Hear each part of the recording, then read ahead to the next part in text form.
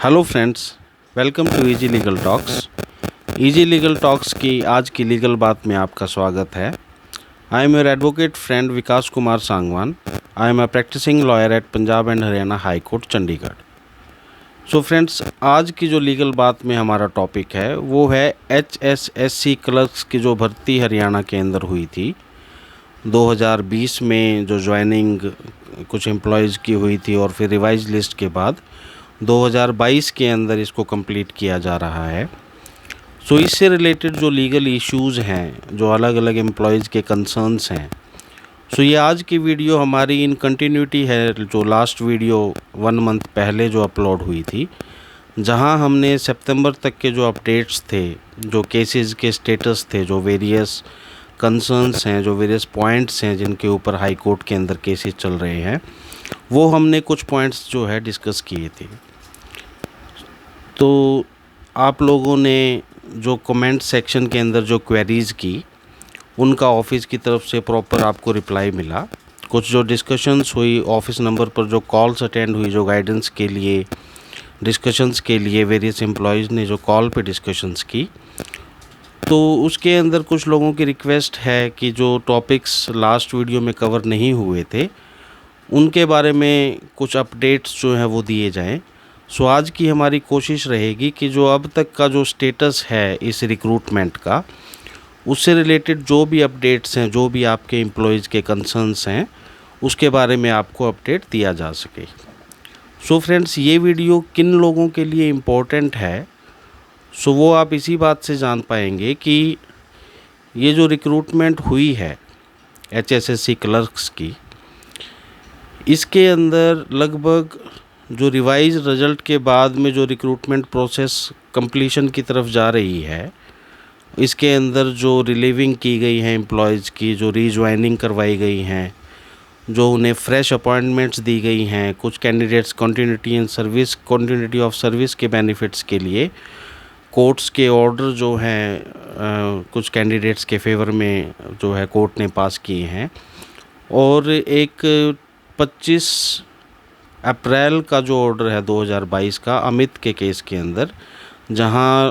Result को revise करने की डायरेक्शंस जो है HSSC को दी गई थी हाई कोर्ट के द्वारा। सो ये सारे इश्यूज़, सारे कंसर्न्स, अब तक क्या इनका अपडेट है, तो आपके लिए यह वीडियो इम्पोर्टेंट है या नहीं, आपका कोई इशू है या नहीं, वो आप इसी बात से अंदाज़ा लगा लीजिए कि लगभग हर एम्प्लॉय जो है वो किसी ना किसी वे के अंदर इफ़ेक्टेड है। एटलीस्ट अगर देखा जाए तो कंटिन्यूटी ऑफ सर्विस का जो पॉइंट है वहाँ पर हर एम्प्लॉय इफ़ेक्टेड है। इसके अलावा पर्टिकुलर कंसर्न्स, पर्टिकुलर मुद्दे जो किसी कैंडिडेट के हैं सारी प्रोसेस से रिलेटेड, कहीं कैटेगरीज़ की बात है जहाँ कैटेगरीज़ के बेनिफिट्स नहीं मिले कुछ एम्प्लॉयज़ को, किसी की ज्वाइनिंग या प्रेफरेंस से रिलेटेड अगर कोई इशू है, या कहीं मेरिट या वेटिंग से रिलेटेड कोई कंसर्न है आपका, और कुछ रिलीविंग से रिलेटेड अगर कंसर्न्स हैं आपके, तो वो सारे इश्यूज़ शुरू से लेके अब तक हम आज की वीडियो के अंदर डिस्कस करेंगे। सो फ्रेंड्स, लीगल फ्रेटर्निटी के अंदर एक अवेयरनेस का और गाइडेंस का जो इकोसिस्टम है, जो एटमॉस्फेयर डेवलप हो रहा है, वहाँ हम आज की डेट में देख रहे हैं कि लोअर कोर्ट्स हैं या जो ज़िला स्तर पर या छोटे टाउन्स की जो कोर्ट्स हैं, वहाँ पर आजकल काफ़ी लीगल अवेयरनेस प्रोग्राम्स, लोक अदालत आदि इनका आयोजन किया जाता है। तो इसके अंदर लीगल फ्रेटर्निटी का उद्देश्य यही है कि आम नागरिक अपने राइट्स के लिए जो लीगल नॉलेज है उससे रिलेटेड उनको अवेयरनेस हो। सो इन सभी इंटेंशंस के साथ इस तरीके के प्रोग्राम ऑर्गेनाइज़ किए जाते हैं। तो हमारी भी यही कोशिश है कि इस यूट्यूब चैनल के ज़रिए, इजी लीगल टॉक्स के ज़रिए, जो कुछ कंसर्न्स हैं जो एक पर्टिकुलर सेक्शन ऑफ सोसाइटी से रिलेटेड हैं, चाहे वो कैटेगरी ऑफ एम्प्लॉयज़ से रिलेटेड हैं, जहां लीगल इश्यूज़ इन्वॉल्व हैं, वहां एक जो है बिल्कुल क्लियर पिक्चर आप लोगों के सामने उस मैटर की हो, आप अपने मैटर को अंडरस्टैंड कर पाएँ। इसी इंटेंशन के साथ ये गाइडेंस वीडियो आप लोगों के लिए हमारे ऑफिस की तरफ से प्रिपेयर की जाती है। आपकी अगर कोई भी क्वेरीज हो, उसको आप कोई फर्दर गाइडेंस अगर आपको चाहिए, तो लास्ट वीडियो के अंदर भी ऑफ़िस का नंबर आपसे शेयर किया गया था, तो आप उस ऑफ़िस के नंबर के ऊपर, इट इज़ 7986657694। सो आपका कोई भी अगर इसके बाद भी कोई कंसर्न अगर रह जाता है, कोई गाइडेंस आपको किसी पर्टिकुलर इशू के ऊपर चाहिए, तो आप वो इस ऑफ़िस के नंबर के ऊपर आप गाइडेंस के लिए, डिस्कशन के लिए कॉल कर सकते हैं। I repeat the number for you, it is 7986657694। So friends, where to begin, क्योंकि आज की डेट के अंदर ये मैटर इतना कॉम्प्लिकेटेड हो चुका है कुछ इश्यूज़ को लेकर, और मेन बात ये है कि मैटर के अंदर क्लैरिटी नहीं आ पा रही। एम्प्लॉयज़ का मानना ये है कि जो 25 अप्रैल की जो जजमेंट आई थी, जिसमें रिवाइज रिजल्ट के लिए कहा गया था, वहाँ पर डायरेक्शंस दी गई थी कि कंटिन्यूटी ऑफ सर्विस का बेनिफिट हर एक एम्प्लॉय को दिया जाएगा जो ऑलरेडी सर्विस के अंदर है। अब इस मैटर के बारे में जहाँ से ये मैटर की शुरुआत हुई थी, HSSC ने 2019 में एडवर्टाइज नंबर 5 की नोटिफिकेशन दी थी, जिसमें अप्रॉक्सीमेटली 5000 के करीब जो क्लर्क्स की रिक्वायरमेंट थी हरियाणा के अंदर, उनको भर्ती करने की जो प्रोसेस है वो HSSC के द्वारा स्टार्ट की गई थी। सो इसके अंदर एग्ज़ामिनेशन कंडक्ट हुआ, रिज़ल्ट पब्लिश किया गया। जो रिज़ल्ट पब्लिश किया गया उसके हिसाब से रिक्रूटमेंट प्रोसेस को फर्दर आगे कैरी ऑन करते हुए सिलेक्शन एंड अपॉइंटमेंट्स एम्प्लॉयज़ को, क्लर्क्स को दे दी गई। अब यहाँ एक इशू अराइज हुआ कि जो एग्ज़ामिनेशन कंडक्ट हुआ था उसके अंदर जो की पब्लिश हुई थी, तो उसके अंदर जो RU और T कोड की जो एग्ज़ाम्स थे, के जो पेपर्स थे, उनकी आंसर की के अंदर 3 क्वेश्चंस ऐसे थे जिनकी आंसर की के अंदर गलत आंसर जो है वो मेंशन किया गया था, जबकि A कोड के हिसाब से, उसकी आंसर की के हिसाब से वो आंसर जो करेक्ट थे वो A की के अंदर सही थे, और वही आंसर की जो RU और T कोड की आंसर की थी उनके अंदर उनके आंसर्स गलत थे। और जो इवैल्यूएशन प्रोसेस HSSC ने जो की, वो इन गलत आंसर्स के आधार के ऊपर की, और कुछ कैंडिडेट्स जिनको मार्क्स अवार्ड होने चाहिए थे उन आंसर्स के लिए, उन्हें उन आंसर्स के मार्क्स अवार्ड नहीं हुए और वो मेरिट लिस्ट में अपनी जगह नहीं बना पाए। तो इसके अंदर 2 rounds of litigation high court के अंदर हुआ, और फाइनली 25 अप्रैल 2022 का जो ऑर्डर हुआ उसके अंदर हाई कोर्ट ने जो पहले का रिजल्ट था उसे क्वैश किया और HSSC को डायरेक्शंस दी कि विद इन 2 मंथ्स नया रिजल्ट जो है वो सही आंसर की के हिसाब से इवैल्यूएशन करके नया रिजल्ट पब्लिश किया जाएगा। ये पैरा नंबर 11 के अंदर, इस ऑर्डर के अंदर जो डायरेक्शंस दी गई थी, जो एग्जिस्टिंग जो कैंडिडेट्स थे, जो एम्प्लॉयज़ थे जिन्होंने ऑलरेडी ज्वाइन किया हुआ था, उनसे रिलेटेड डायरेक्शंस दी गई कि इसके अंदर कंटिन्यूटी ऑफ सर्विस का बेनिफिट जो है वो ऑलरेडी वर्किंग एम्प्लॉयज़ को दिया जाएगा।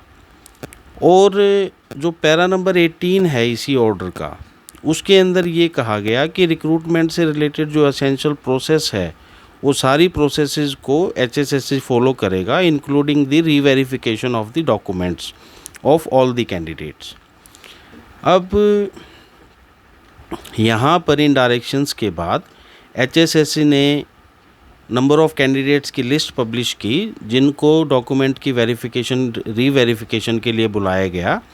उनके अंदर कुछ फ्रेश कैंडिडेट्स भी थे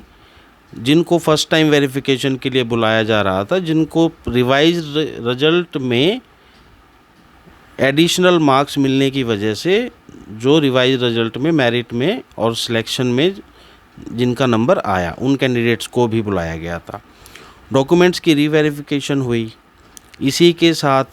कैंडिडेट्स को स्टेशंस प्रेफरेंस और डिपार्टमेंट प्रेफरेंस सेलेक्ट करने के लिए कहा गया। कुछ कैंडिडेट्स का कहना है कि उन्हें रीवेरिफिकेशन से रिलेटेड जानकारी नहीं मिल पाई थी, जिसकी वजह से वे रीवेरिफिकेशन की प्रोसेस में पार्टिसिपेट नहीं कर पाए और उन्हें फर्दर अपॉर्चुनिटी दी जाए। इससे रिलेटेड भी कुछ केसेस हाई कोर्ट के अंदर फाइल हुए हैं और वो अभी डिसीजन की स्टेज के अंदर हैं।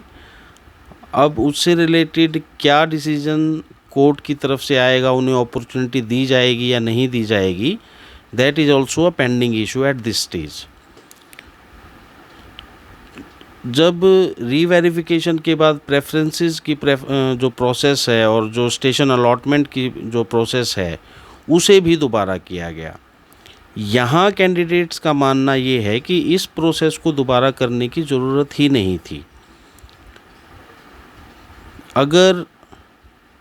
रिवाइज्ड रिजल्ट आया है और उसके अंदर कुछ ऐसे कैंडिडेट्स हैं जिनको पहले जो मेरिट में आए थे, रिवाइज रिजल्ट में उनके मार्क्स कम होने की वजह से या दूसरे कैंडिडेट्स के मार्क्स बढ़ने की वजह से अगर वो किसी भी वजह से मेरिट लिस्ट में नहीं आ पाए, तो जो आउटगोइंग कैंडिडेट्स होंगे उनकी जगह पर इनकमिंग जो कैंडिडेट्स हैं उन्हें एडजस्ट इजीली किया जा सकता था। So that would have been a proper process, जहाँ पर एडमिनिस्ट्रेटिव एफिशिएंसी का क्वेश्चन भी जो है वो अराइज होता है कि एडमिनिस्ट्रेटिव डिसीजंस कोई भी हों, एचएसएससी या कोई भी डिपार्टमेंट एडमिनिस्ट्रेटिव डिसीजंस जब लेगा तो एडमिनिस्ट्रेटिव एफिशिएंसी जो है that will be the primary concern of such decision, and such decision would be taken that would add to the administrative efficiency and not that process that would have an adverse impact on the administrative efficiency। तो यहाँ जो departments की reallocation की जो process की गई उससे related कई कैंडिडेट्स के कंसर्न हैं और वहाँ उनका मानना है कि अगर कॉन्टिन्यूटी ऑफ सर्विस का बेनिफिट 25/4 के ऑर्डर में कोर्ट ने कहा था कि इन एम्प्लॉयज़ को दिया जाए, तो इन एम्प्लॉयज़ को रिलीव करने की कोई रिक्वायरमेंट ही नहीं थी। दूसरी बात, इनको अलग अलग डिपार्टमेंट्स अलॉट करने की भी ज़रूरत नहीं थी और जहां एग्जिस्टिंग वर्किंग में थे ये इन एम्प्लॉयज़ को वहीं रहने दिया जाता और अदर इनकमिंग कैंडिडेट्स को आउटगोइंग कैंडिडेट्स की जगह पर एडजस्ट किया जा सकता था। अब यहाँ पर भी जिन कैंडिडेट्स ने 2 साल के करीब काम करते हो गए थे, उनके अपने अपने डिपार्टमेंट में जो है ट्रेनिंग का पीरियड जो है वो उन्होंने अंडरगो किया। पिछले 2 साल से उन्होंने अपने डिपार्टमेंट का काम सीखा, अब उनकी निपुणता उसके अंदर आनी स्टार्ट हुई थी, अब उनकी एफिशिएंसी, उनकी परफॉर्मेंस वहाँ पर आनी स्टार्ट हुई थी और कैंडिडेट्स का, एम्प्लॉयज़ का 2 साल का प्रोबेशन पीरियड भी कंप्लीट होने की प्रोसेस में था। वहाँ पर ऐसे कैंडिडेट्स को दूसरे डिपार्टमेंट्स में भेजना, वहाँ फिर से उनकी पूरी ट्रेनिंग को देखना, सुपरवाइज़ करना, कॉन्टिन्यूटी ऑफ सर्विस के बेनिफिट्स को देना, तो ये सारी प्रोसेस जो है इसको कॉम्प्लिकेट करने की रिक्वायरमेंट ही नहीं थी। और कोर्ट ने ये कहा कि जो एसेंशियल प्रोसेस है उसे फॉलो किया जाएगा,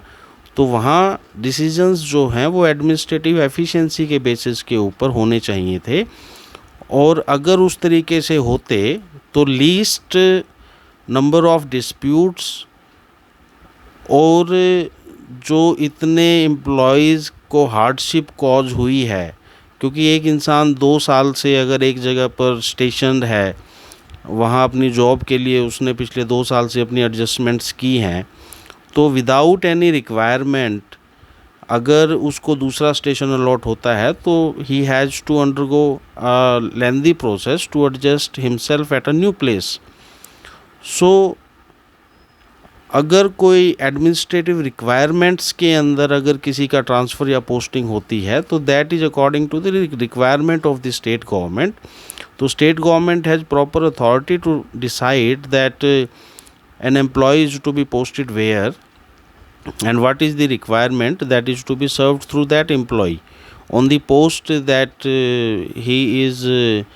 on which he is working. So friends, अब जो रिवाइज रिजल्ट के बाद जो ये प्रोसेस हुई है इसके अंदर न्यू अलॉटमेंट्स जो हैं स्टेशंस की और डिपार्टमेंट्स की गई हैं। इसके अंदर कुछ कैंडिडेट्स का मानना है कि सीनियरिटी और जो अदर बेनिफिट्स हैं, कहीं पर डिस्ट्रिक्ट कैडर जो है उसके रूल्स के तहत जो है आपकी सीनियरिटी और अदर बेनिफिट्स जो हैं वो डिसाइड होते हैं, तो वो भी उस पर भी काफ़ी इफ़ेक्ट आता है, उस पर भी एडवर्स इफ़ेक्ट आता है। कहीं पर अगर आप दूसरी डिपार्टमेंट के अंदर अगर ट्रांसफ़र होता है आपका, या दूसरे स्टेशन पर आपका होता है, या दूसरे डिस्ट्रिक्ट कैडर में आपका ट्रांसफ़र होता है, तो वहाँ सीनियरिटी आपकी ज़ीरो से या बेस से फिर से स्टार्ट की जाती है। तो अब ये जो कॉन्टिन्यूटी ऑफ सर्विस का जो बेनिफिट है जिसके लिए कहा गया था 25/4 के ऑर्डर के अंदर, इसके अंदर हर एम्प्लॉय इफेक्टेड जो है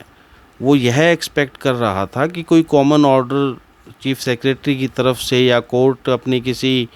केस के अंदर पर्टिकुलर केस में कोई इस तरीके की डायरेक्शंस दे कि कहने के बावजूद भी एचएसएससी ने फ्रेश अपॉइंटमेंट्स की, अब जो प्रीवियस डाटा है एचआरएमएस के ऊपर जो सर्विस रिकॉर्ड है उसे फ्रीज करने के वेरियस डिपार्टमेंट्स के अंदर ऑर्डर्स जो है वो पास किए गए हैं। आभास रोहिला के केस के अंदर डायरेक्शंस की गई थी कि कंटिन्यूटी ऑफ सर्विस का बेनिफिट दिया जाए। ट्रांसफ़र दूसरी जगह पर जो पोस्टिंग्स हुई हैं या जो फ्रेश अपॉइंटमेंट्स हुई हैं उससे रिलेटेड अब तक कोई पॉजिटिव ऑर्डर या पॉजिटिव रिलीफ जो है वो एम्प्लॉय ऑब्टेन नहीं कर पाया है किसी भी लिटिगेशन के अंदर, क्योंकि वहाँ पर कोर्ट की ये फाइंडिंग्स हैं कि गवर्नमेंट जो है, स्टेट डिपार्टमेंट अपनी रिक्वायरमेंट के हिसाब से एम्प्लॉय का ट्रांसफ़र या पोस्टिंग दूसरी जगह पर कर सकता है। लेकिन अगर इसे देखा जाए कि इसकी रिक्वायरमेंट क्या है, उस क्वेश्चन के ऊपर a lot of discussions that can be made, and that may be a method to bring a positive outcome out of this entire disputed process. So और जो डिस्प्यूट्स हैं, जैसे कुछ कैटेगरी के अंदर कुछ बेनिफिट्स जो दिए गए हैं कुछ एम्प्लॉयज़ को, वहाँ उन्होंने जनरल कैटेगरी के अंदर क्वालिफाई किया, लेकिन उसके बाद जो उनकी पोस्टिंग के अंदर प्रेफरेंसेस दी गई वो उन्हें अपनी खुद की कैटेगरी की बजाय जनरल कैटेगरी के अंदर ही कंसीडर कर लिया गया। तो इस तरीके के भी कुछ लिटिगेशंस जो हैं वो हाई कोर्ट के अंदर अभी पेंडिंग हैं। सो हर एम्प्लॉय किसी ना किसी वे में अगर इफ़ेक्टेड है, तो देखिए वहाँ पर ज़रूरी नहीं है कि उसकी प्रोसेस यही हो कि आप उसके अंदर हरी अप करें और ये सोचें कि ओके मुझे भी केस फाइल करना चाहिए। You have to first properly understand the situation, then you have to decide कि आपके ऊपर क्या इफ़ेक्ट आया है, क्या रेमेडी है, क्या कोई कॉमन ऑर्डर या कॉमन रेमेडी इसके अंदर एक्सपेक्ट की जा सकती है। सो कुछ जो लिटिगेशंस हैं उसके अंदर अब जो 11 नंबर पॉइंट है कंटिन्यूटी ऑफ सर्विस का, जो कि 25/4 के ऑर्डर के अंदर जो रिवाइज लिस्ट के लिए कोर्ट ने डायरेक्शंस की थी, वहाँ पर कोर्ट ने कहा था कंटिन्यूटी ऑफ सर्विस का बेनिफिट देने के लिए, लेकिन उसके बावजूद भी नहीं दिया जा रहा है। तो यहाँ अगर देखा जाए तो ये एक एडमिनिस्ट्रेटिव फेलियर है एचएसएससी का, और कोर्ट ने 25/4 के ऑर्डर के अंदर स्पेसिफिकली कहा था कि जहाँ एचएसएससी इस तरीके के डिसीजंस कंपेल करते हैं एम्प्लॉय को या क्लर्क को या कैंडिडेट को कोर्ट को अप्रोच करने के लिए, और कोर्ट जब रेमेडी उनको ग्रांट करती है तो जो हार्डशिप कॉज हुई है, जो लॉस हुआ है कैंडिडेट का, उसके लिए उसको कंपनसेट किया जाना चाहिए। तो 25/4 के ऑर्डर के अंदर फिर भी कोर्ट ने वन टाइम मेजर देकर जो है कॉस्ट को अवॉइड किया। लेकिन अब जहां कंटिन्यूटी ऑफ सर्विस से रिलेटेड जहां कैंडिडेट्स को केसेस फाइल करने पड़ रहे हैं, देखिए ऑब्वियसली एक कॉमन रेमेडी के लिए जो केस फाइल कर रहे हैं कैंडिडेट्स, वहाँ पर वे ग्रुप बनाकर 15, 20, 10 कैंडिडेट अपनी अपनी पेटिशंस जो हैं वो अलग अलग जो ग्रुप्स हैं उनके अंदर मिलकर फाइल कर रहे हैं। सो उसके बावजूद भी they are bearing some cost. So यहाँ पर कंटिन्यूटी ऑफ सर्विस का पहले डायरेक्शंस देने के बावजूद भी अगर HSSC ने कंटिन्यूटी ऑफ सर्विस के बेनिफिट्स देने के लिए कोई स्टेप्स नहीं लिए हैं और वहाँ अगर कैंडिडेट्स को कंपेल होना पड़ रहा है कोर्ट में जाने के लिए, तो वहाँ पर certainly they are eligible to get the cost to be awarded for the expenses that they have to bear and for the hardship that is caused to them due to the administrative failure of HSSC. So friends, आप किस वे में किस decision की वजह से affected हैं, continuity of service के लिए आप एंटाइटल्ड हैं अगर आपने पहले प्री रिवाइज लिस्ट के अंदर आपने क्वालिफाई किया था और आप पिछले 1.25 साल से या 2 साल से आप ने जॉब जो है डिपार्टमेंट में की थी, चाहे अभी आपको सेम डिपार्टमेंट मिला है। यहाँ कुछ केसेस वो भी हैं जहाँ पर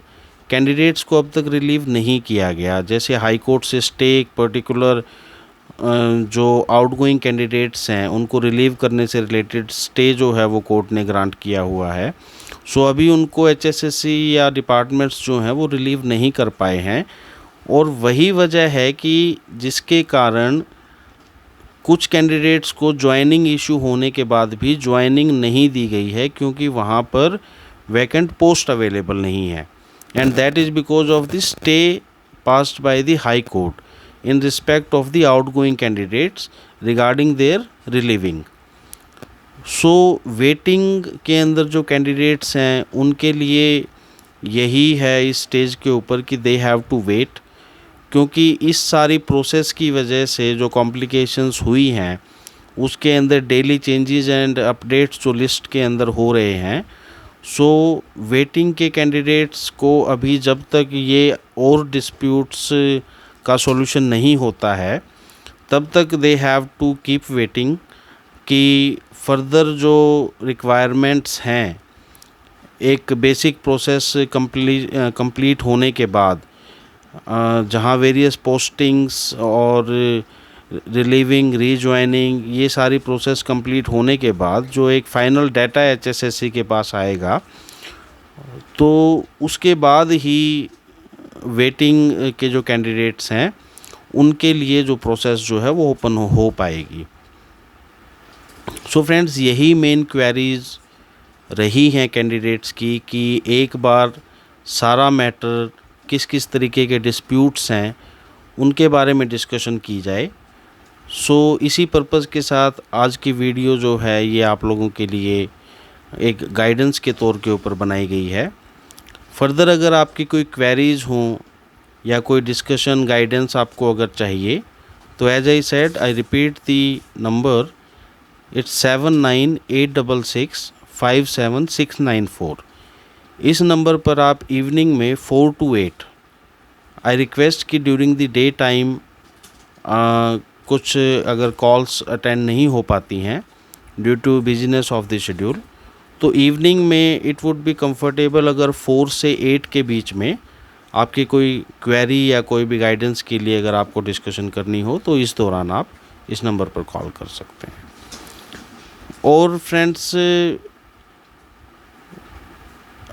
जहाँ कॉन्टिन्यूटी ऑफ सर्विस के पॉइंट के ऊपर एक जो क्वेरी कैंडिडेट्स की रहती है कि whether we have to file our case और नॉट, कोई कॉमन ऑर्डर इसके अंदर या कॉमन डायरेक्शंस। देखिए, कुछ लिटिगेशंस हैं जहाँ पर कोर्ट कंप्लीट मैटर को अंडरस्टैंड, जहाँ कोर्ट के सामने कंप्लीट मैटर जो है उसको प्लेस किया जाता है और कोर्ट सारी कॉम्प्लिकेशंस को देखते हुए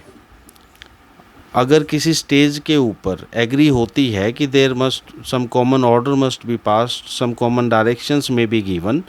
सो that is always a possibility in the proceedings before the court. लेकिन जहां अब डाटा फ्रीजिंग की प्रोसेस जहां अलग अलग डिपार्टमेंट्स के अंदर की गई है और कैंडिडेट्स को कुछ डिपार्टमेंट्स के अंदर सैलरीज जो हैं वो रिलीज़ की गई हैं, अभी कुछ डिपार्टमेंट्स के अंदर सैलरी रिलीज़ नहीं हुई हैं, वो प्रोसेस अभी डाटा फ्रीजिंग के साथ अभी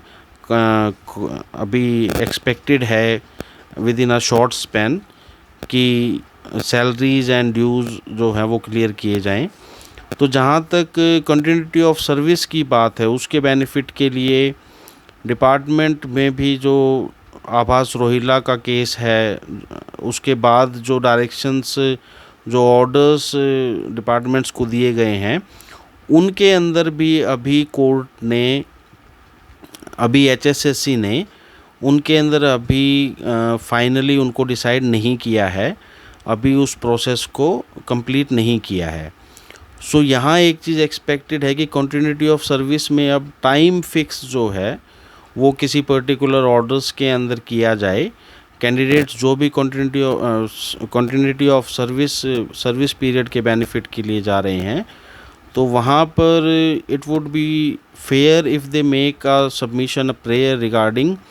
limiting the time within which the department have to initiate and complete the action for the grant of the benefit of the continuity of service. So